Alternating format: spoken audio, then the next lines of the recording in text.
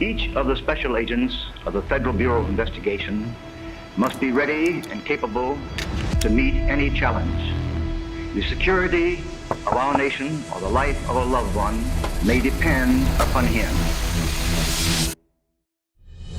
The FBI built Hogan's Alley, right? It's a fake town, but it's populated by real people. Everything is in play, from the venues themselves to the people that are on the streets. She has to be able to take that all into account. You're going to have to make split-second decisions on whether to take someone else's life, or if you make a mistake, they can take your life. The training takes you to a certain point. Hands out to a T. Hands out to a T. When you have deadly force in your hand, there's a huge mental component in that you can't train for and really no one can prepare you for. You just have to be in it.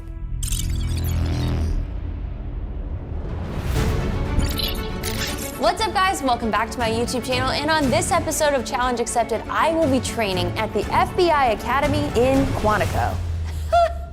I'm sure most of you are wondering, how is this even possible? About 9 months ago, Garrett threw out the idea, what if we go to the FBI? Most of Garrett's ideas aren't that feasible. We cold called the FBI because, yes, their phone number is listed front and center on their website. Somebody answered, we pitched them this idea, and they said, we'll get back to you. 12 weeks later, we got an email from the FBI Public Affairs Office which said, hi, Michelle, your project is approved. What? So for the next week, I'll see what it really takes to become a special agent, and at the end of the training period, I will put my skills to the test in what is known as Hogan's Alley, a fake town populated by real actors where I will have to make split-second life or death decisions. Challenge accepted.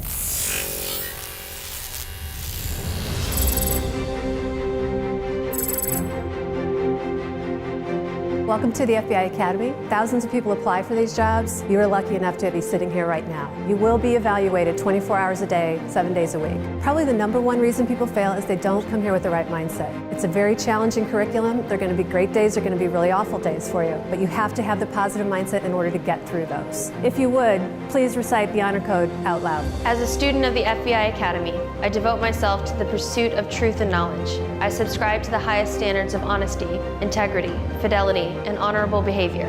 I will not condone the actions of those who would use a dishonest means to attain these ethical goals. Once you get those badge and creds and you come see us and get your gun, your life is changed forever. Some of your friends now all of a sudden may not want to associate with you because now you're law enforcement. Your kids all of a sudden may not be invited to birthday parties, to play dates, because they know you have a gun in the house. It's a calling, and you need to be willing to put forth that effort to be a special agent in the FBI. The physical fitness test is the first thing that agents need to pass in order to even come to the academy itself. And so I really want to pass this so that I feel like I deserve to be here for the rest of the video. So my name is Jonathan Rowe. I'm an SSA in the physical training unit. You are going to do sit-ups, push-ups, pull-ups. There's pull-ups? There are pull-ups.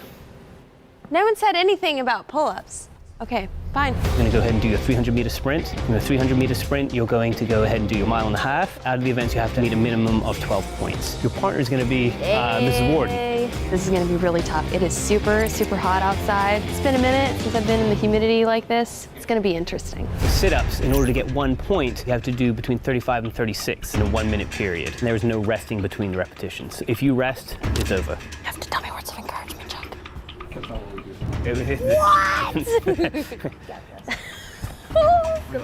You've done this many times, right? Yeah. Okay. I haven't liked a single one of them. Damn it.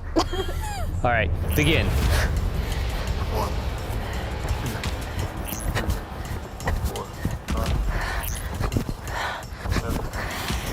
That's 30 seconds.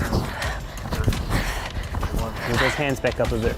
Michelle, there you go. Put them back up on your shoulders. Don't pull on your shirt.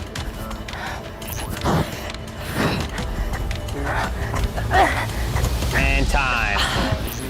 55 will be... I was trying to get 57. 9 points. Yay. The next event is going to be pull-ups. We run the pull-ups more as an assessment to see where you are. It doesn't go towards the total score. So if you lay a goose egg, don't worry about it. Lay a goose egg? 0. Oh. All right. I'm so bad at pull-ups. I think you got at least 2 in you. Okay. Hold and pull. 1. That's 2. That's 3.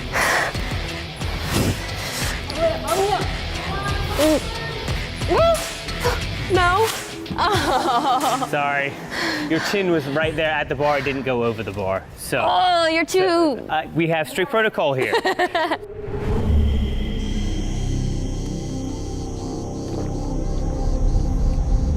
Good? Oh yeah, coach. Put me in, coach. All right. Next event we're going to do is the push-ups. So this is not timed. It's not time. It's a continuous motion. So. What am I going for here? 19 to 21 push-ups. The second you stop moving, it no longer counts. So, everybody go ahead and get in that front leaning rest position. Ooh, the track's hot. Oh my goodness. I'm sorry. My hands are like burning. I'm so sorry. Not something. Can I go on the grass? Is that okay? Yeah, you can do it on the grass. Sorry, I bailed out of that. That just proves how hot it is today. So.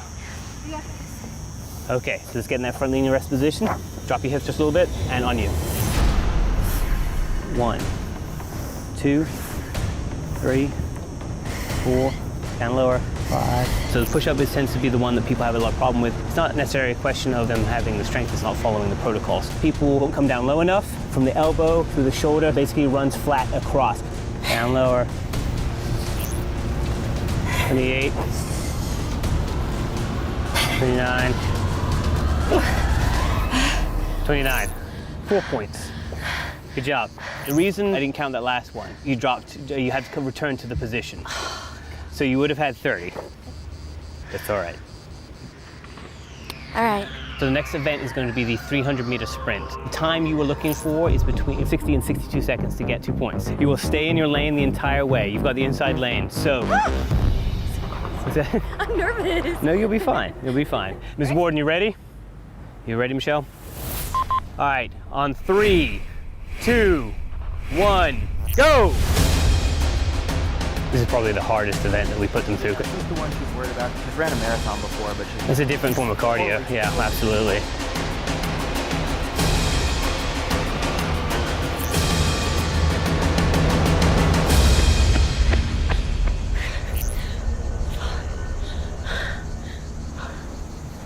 How did I do? 52 seconds, 7 points. Hold 10 seconds faster than you needed. Good job. That's good. Good job. Oh my God, I can't remember the last time I went on a run. It definitely felt longer than it actually was. We're gonna have to do that 1.5 miles soon. We're not gonna run the 1.5 miles today, okay? I just got information that we have the black flag condition. The Marine Corps base here monitors humidity and temperatures. Currently, it's not appropriate to do strenuous activities outdoors. We've gotta cut it right now, okay? And this is not something I can let you waiver on. This is my call, okay? Okay. Yes, ma'am, thank you.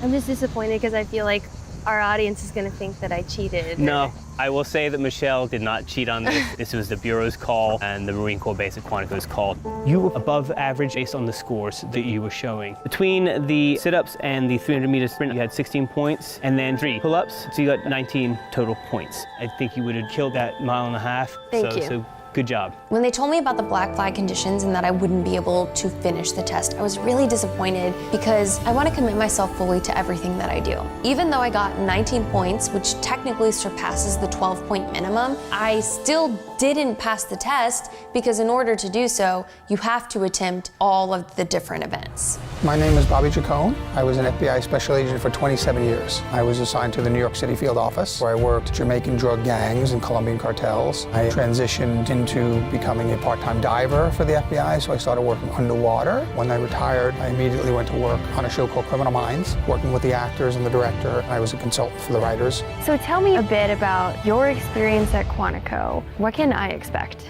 There's a certain mental aspect to it. You can run and you can do all that stuff, but when you have deadly force in your hands, you have a weapon in your hand, there's a huge mental component in that you can't train for and really no one can prepare you for. You just have to be in it. Firearms training is the largest block of instruction here at the FBI Academy. The weapon we issue is the Glock 19M, made just for the FBI, fired over 120,000 rounds with no malfunctions. Every training session will begin with the cardinal safety rules. Treat all firearms as if they're they're loaded. Keep your finger off the trigger until you intend to press it. Never point a firearm at anyone unless you're justified. How does FBI firearms training differ from military or police academy? So most of our operations are done very early in the morning. If you're going to arrest somebody, you can almost guarantee that they're home at like 5 a.m. So a lot of times it's dark. We're deploying our weapons when there's not a lot of light. The larger difference in the training that we go through is we have the time and the luxury of being able to plan most of our operations before we arrest somebody. All right, so we turn the lights off. Normally on an operation, when you roll up, you have these kind of lights. It helps to identify us as law enforcement. You have people going around to the back of the house, to the side of the house, takes some of those fears away from the neighbors and makes it a little safer for us. Yeah. So you want to try shooting? Okay. Okay, we got an empty weapon. Let's load it up. It's weird doing it in the dark. Yeah. You have to be able to do this kind of stuff in the dark, you know, with your eyes closed, that kind of thing. God. We've got our flashlight. We'll bring it into that supported position, backs of your hands together, and then we would say light out, and we'll take a step to the left or right. You know what I mean? Yeah. Because they're returning fire at you. They're starting to watch where the light is. Light on, eliminate the target, give me 2 shots. Light off, move, back out to 4, give me 2 more shots. There you go. Now I have a weapons mounted light. You just push down on that little switch there. So you can illuminate the target. Oh. This is much easier, right? Because you've got 2 hands on the weapon.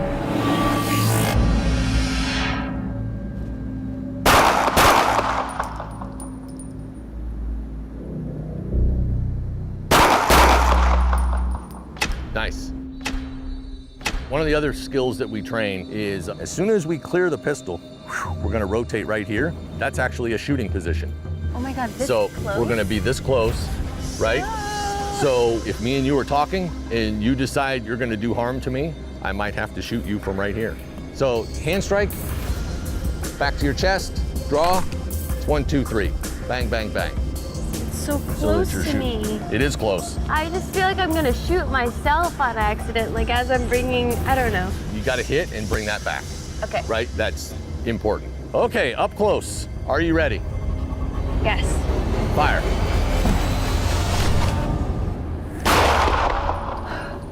Two. There you go. And holster. That was really intense. Yeah, you get the concussion back from the target. Yeah. Hits you right in the chest. We shoot a lot of holes in paper, and we do that because we have to score, we have to evaluate performance, and that's how we do it. But what are we really trying to do? It's to shoot a human adversary.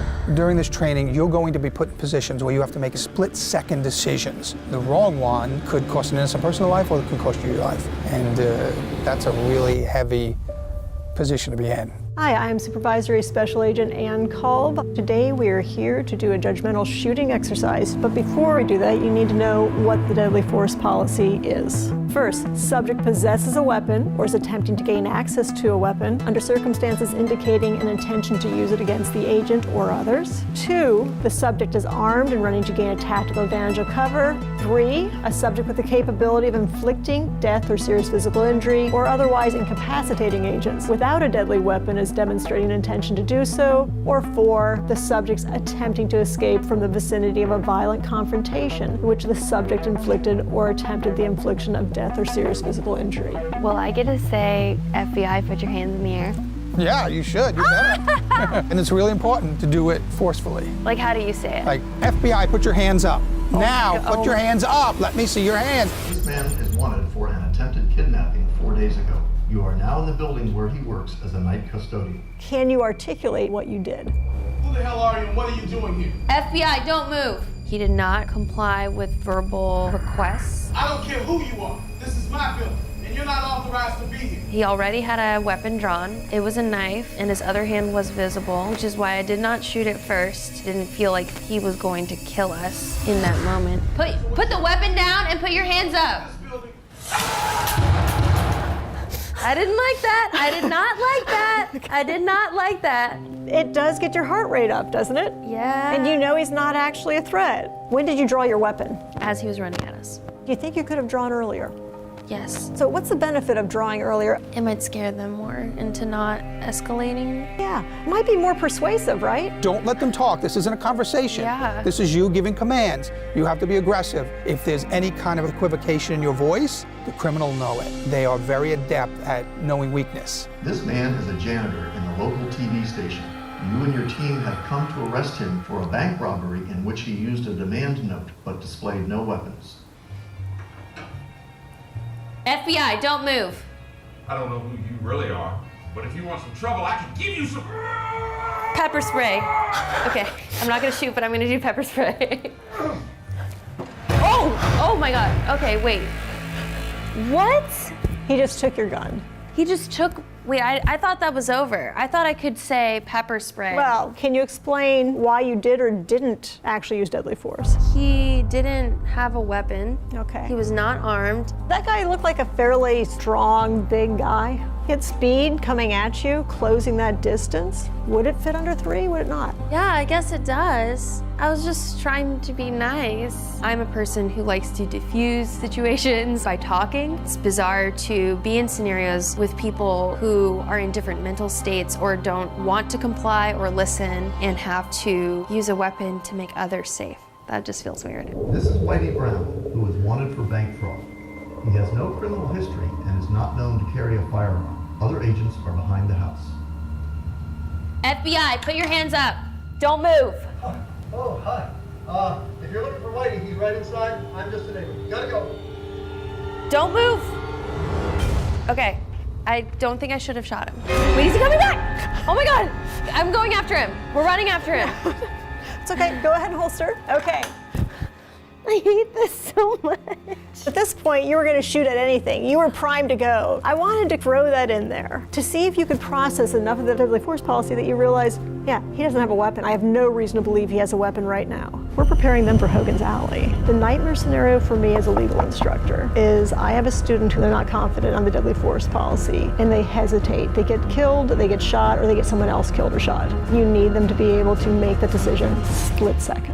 It's interesting because when you're in there looking at a screen, it still feels very high stakes. My heart rate went up, I was nervous. There was one scenario where I just froze. Right, that'll happen. It really changes your outlook on certain situations. You'll see a situation now on the news where an officer either took a shot or didn't take a shot, and you'll know what they dealt with.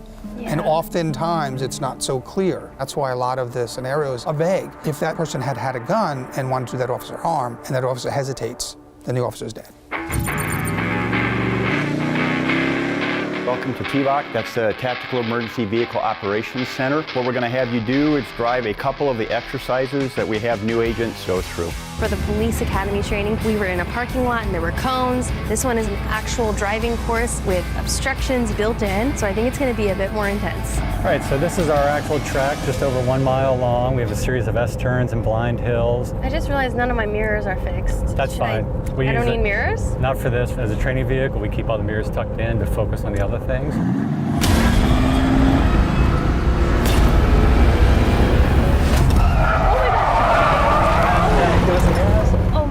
Go and put it in park. What happened? So that would be a pit maneuver. That is a technique that law enforcement uses in case you are in a pursuit and you need to stop a subject. Wait, is this where you took the mirrors away? We did. Oh my God! I thought that I hit a cone and that I broke the cone.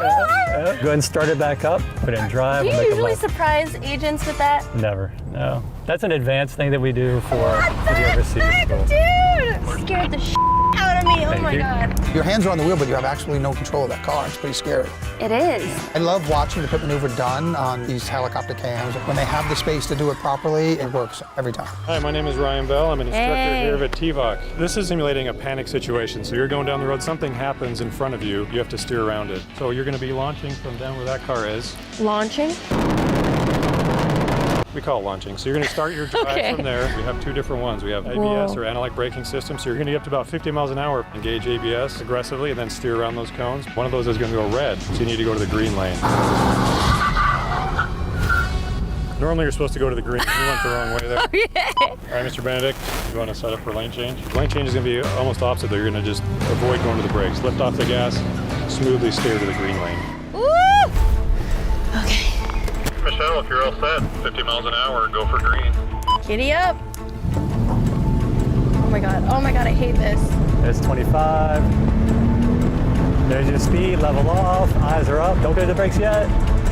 Way early on the brakes. Full stop, full stop, full stop. Go ahead and get back in launch position, set up again. Wait for the light to change, then go to the brakes. All right, I you can got do it. this. 50 Here we miles go. per hour. Freaking We haven't had any goodness. rollovers yet.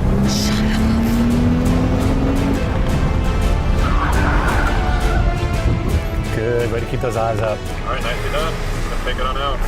Thank you, I did not breathe that entire time. You may want to do that.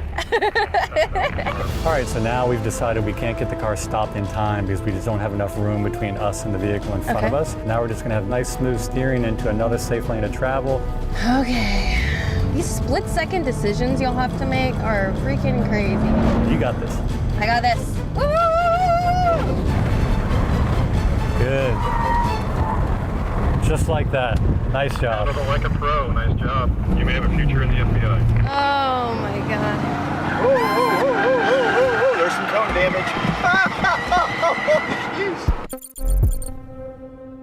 Now we're out with what we call the stress obstacle range. Or Obstacle the stress obstacle range. You'll notice we brought a truck in. We're gonna have you start inside the vehicle. You'll engage those targets, and then you'll come outside the vehicle and run the obstacle course. We do this so that we get your heart rate up and get a little stress going. I've never done something like this while shooting a live gun. You'll be fine. This is It's crazy. fine. All right, 3 on each one. Ready, and fire. Slow down a little bit, get your hits. Focus on that front sight, there you go.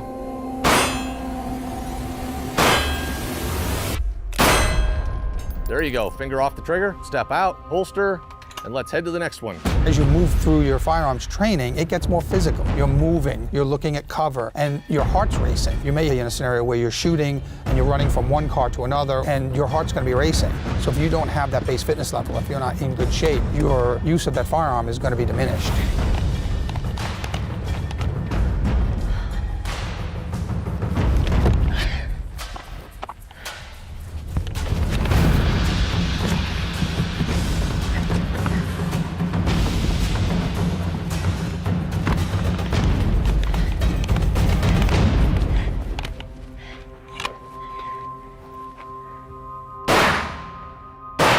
Get that front sight, slack out and a good press. Nice, go to the next one. There you go, now let's go up to the front one. Dang. Put that orange dot right on there. Reload, we'll get behind cover when you reload, right? Drop the slide, now we'll stem back out. There we go. Nice, good press, nice and easy. There you go. One more plate. You got this. Raise it up. So much harder when you have your heart rate up. Those are 6-inch plates. They're a lot harder to hit Yes. than the bigger torsos. And I'm just trying to imagine people moving. Yeah, at least these targets are stationary. Yeah. Right? They're not shooting back at you. My name's Sam Benson. I'm a supervisory special agent here at the Academy. We're going to work on an action versus reaction drill. You're going to be up on your gun, prepared to take a shot if necessary, and the other guy is going to have a gun in his hand just sitting at his side. You are going to be giving him commands, telling him FBI don't move. When I give him a thumbs up, he is going to initiate the gunfight, and I want you to engage him with one round as fast as you possibly can. If you don't take the shot when it's necessary, you're increasing the risk to yourself and potentially to other people. Does it hurt to get hit? Do you want me to tell you the truth? Yeah. Yes, it hurts. Stand and fight. I want to do this. Okay. I just feel like I'm going to lose. I'm going against a literal FBI agent. You'll be fine. He's not that good. Not that good. Come up to the, there you go. I don't Good. like, this makes me feel so Present the weapon uncomfortable. all the way out, finger off the trigger. At his first movement, you engage the target. Oh God, this feels so weird. Are you ready? Start giving commands.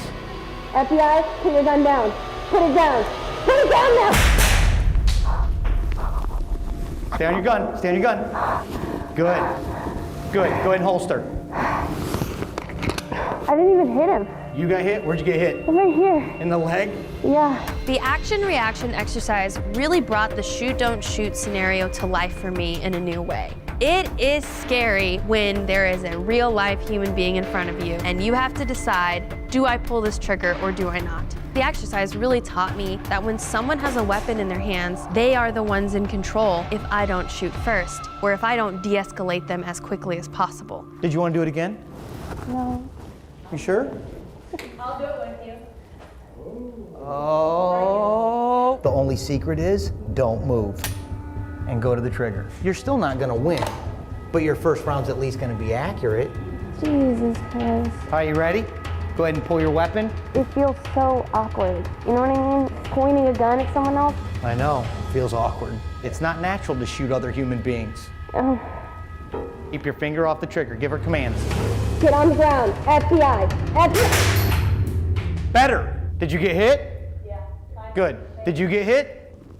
I don't think so. What I learned from the second round is no matter who's holding the gun, they can pose a threat. Even though she wasn't professionally trained, she was still able to get a shot off first. She was faster than you were, but she was inaccurate with her round. You were accurate with yours. That's a win for us. The fighting mindset is everything. Understanding that, yes, it's going to hurt. I'm going to make her move and flinch rather than me move and flinch. This is all about getting someone to comply with your commands, right? Most people don't want to go to jail and won't go voluntarily. If they don't have a weapon or if they don't pose a deadly threat to you, you can't use deadly force against them. So you have to use less than lethal force. We're going to do an active takedown of an individual. We like to cuff people face down on the ground. However, a lot of times when we're doing that, they tend to cover up their arms. If I'm just pulling on this arm, I'm never gonna get that out. I've got my knee. I put it small as his back. Take my hands down, pull it up and expose. Now, I exert some pressure on his chin. Arms out like a T, sir. Arms out like a T. I want to make it so he wants to get his arms out to alleviate pressure. One person tends to usually work the upper body, one person tends to usually work the lower body. We're going to have you working the upper body aspect of it. Mrs. Warden is going to issue commands to Mr. Kemp. The person will not be armed. I will not tell you what level of compliance he will be. So he might go easy, he might go hard. All right, make it happen, guys. FBI arrest warrant. Hands in the air. You got the wrong person. Come with us today. No, I'm not. Okay. You guys gonna shoot? Hold up. We're gonna take him in. Go. I go low, you go high. Nope. What is this? What are you guys doing? Get off of me! Pull forward. Remember, Michelle, talk to your partner. That knee in his back. There you go, good. Put your hands out to a T. Hands out to a T. And you can take control of that chin Hands. with your right hand, remember? That way we keep the pressure on. Remember, we gotta pin that shoulder down a bit better, Michelle. Otherwise, we can do it. But go back to work, get back to work. There you go. Get into that position. Hands out to a T. All right, now grab his wrist, pin that shoulder. Shut up. Bring your right hand to the small of your back. Now go ahead and get him cuffed up. Okay, I have one cuff on. I'm doing the second one now. Okay, it's on. Okay, relax, guys, relax. I lost my shoe. But you stayed in the fight, right? You stayed in the fight, because guess what? The shoe's not important. Who is it who told him to shut up? Was he? That was me. Don't get baited into a conversation with him. You should be talking to your partner about what's going on, getting him into position. Think about your surroundings and what people are doing. A lot of people are recording, okay? So we have to be a level of professionalism at all times.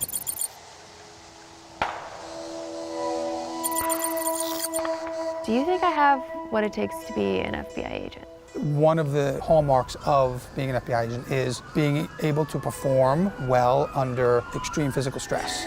The training takes you to a certain point, but really the proof is Hogan's Alley. Until you go through it, you don't know what it feels like. Hogan's Alley is not a law enforcement friendly area. The bank gets robbed 7 times a week. It's a fake town, like a Hollywood set, but it's populated by real people. It forces you to draw from all of your training, your legal, your tactical, even your firearms training. Your body's gonna respond to this stress. Your heart rate is gonna elevate. You're gonna start breathing really, really hard. At any point, you've gotta be prepared to deal deadly force. Okay, so what happens now?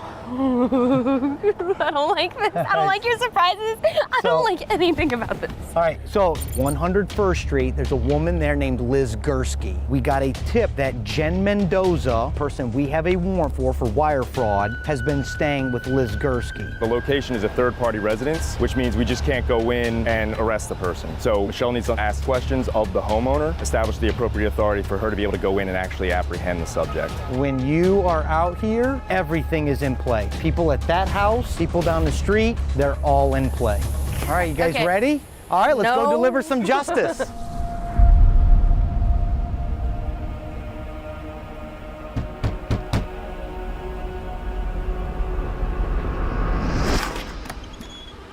Hi, Elizabeth. My name is Michelle Khare, and we're with the FBI. Mind if we chat for a minute? I haven't done anything wrong. I don't know why the FBI Oh, you're is on the totally doorstep, fine. like- You're totally fine. Okay. You're totally fine. We're looking for someone named Jen Mendoza. Why? We have a warrant for her arrest. Jennifer rents a room from me. She works like late, so she's probably sleeping. But she's home right now. I don't know for sure. I mean, she probably is. She's usually home around this time, but I don't know, like, Is it okay if we come inside and take a look and maybe say hi to her? I guess. That'd be great. Thank you so much.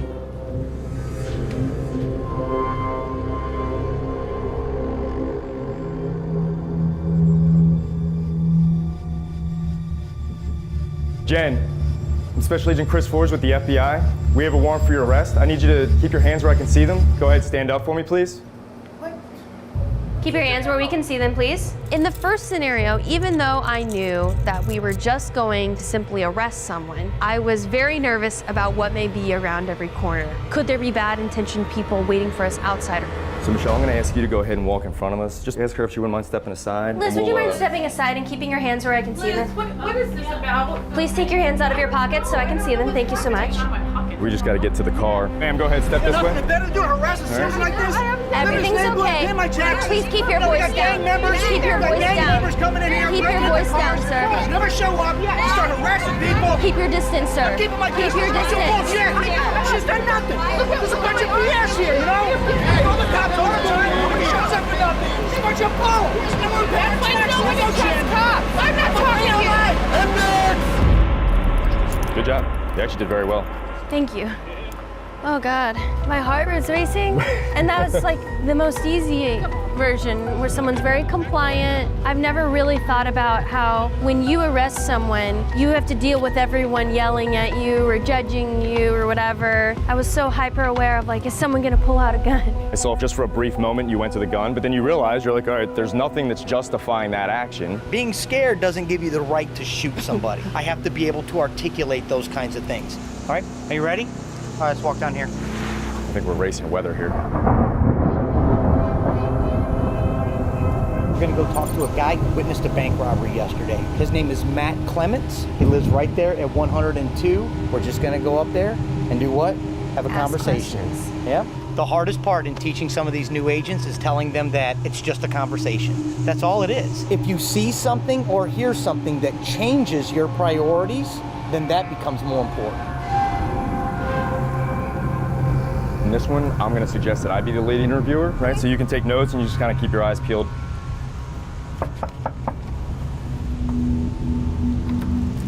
Hey, good afternoon. Mr. Clements? Yes. Hey, my name is Chris Forbes. I'm a special agent with the FBI. This is my partner, Michelle Khare. Hi, nice to meet you. Nice to meet you as well. We're following up with you regarding the bank robbery yesterday. We understand you were a witness to it, and we just wanted to get some information from you. Yeah, no problem. So it was about like 3:30 p.m. Yeah. Yes. Yes. Thanks, dude. I appreciate it. Yeah, you're welcome. So, John, No, it's my okay. neighbor, he gave him a note. I don't know what it said. He made a quick exit and Hey. kind of scuffle. They're just having an argument. So, Sorry, yeah, sorry. no, I understand. We should It's a little intervene. distracting, yeah. Yeah, I think we should intervene. Oh, hey. All right. All right. Go ahead, move down. All right, go ahead. I'll keep cover on him. All right.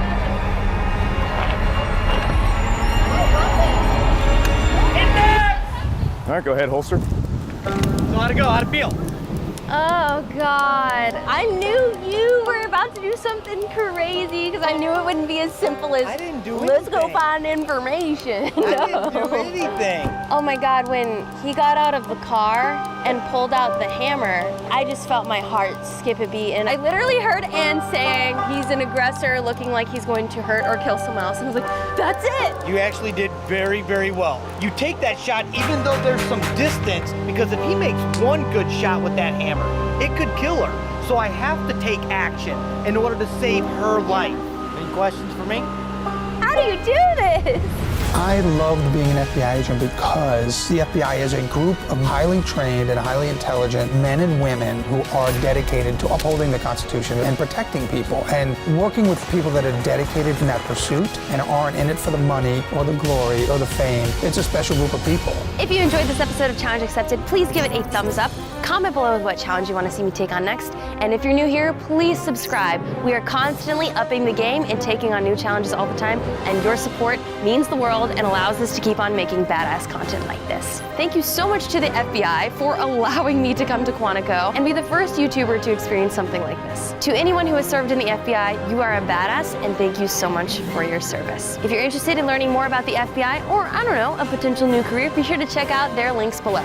Thank you guys so much for watching and have a great day. Bye!